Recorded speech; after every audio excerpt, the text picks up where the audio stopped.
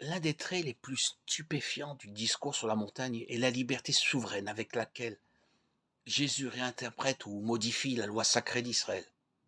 Moïse au Sinaï n'avait été que l'intermédiaire de Dieu, transmettant au peuple hébreu ses commandements. Lui légifère de sa propre autorité, avec une étonnante et tranquille assurance. On est frappé par la série des antithèses qui rythment son discours. Vous avez appris qu'il a été dit aux anciens, moi, je vous dis. Par sa parole souveraine, Jésus se fait l'égal de l'unique législateur d'Israël. Les exégètes les plus critiques, comme certains, admettent l'authenticité de ces paroles. Or, parler en son propre nom, enseigner sans se référer à Dieu, sont des prétentions sans précédent dans l'histoire prophétique d'Israël. Sa parole devient loi et la loi prend un visage.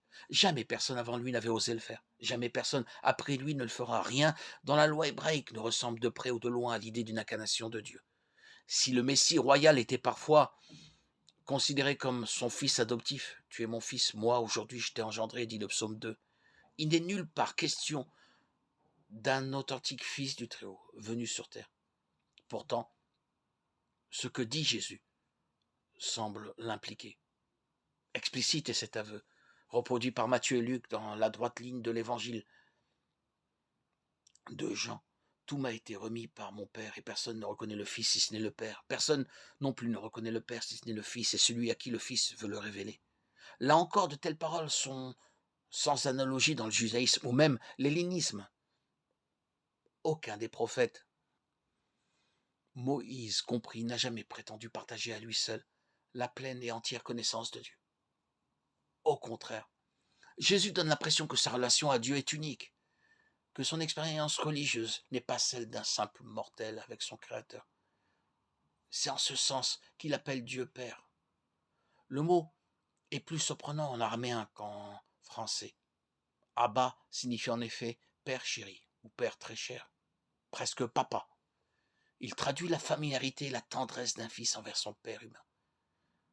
Le vocabulaire de la paternité et de la filiation découpe rigoureusement la silhouette du rabbi galiléen. On a vu à propos du Notre Père qu'il avait conseillé ses disciples de s'adresser à la divinité en l'appelant ainsi. Voici donc comment vous devez prier. Notre Père qui est aux cieux, que ton nom soit sanctifié, que ton règne vienne. Mais en dehors de cette prière enseignée, à aucun moment lui-même ne parle de Dieu comme notre Père commun. Toujours, il se met à distance, prend soin de se distinguer des siens, en disant soit mon Père, soit votre Père.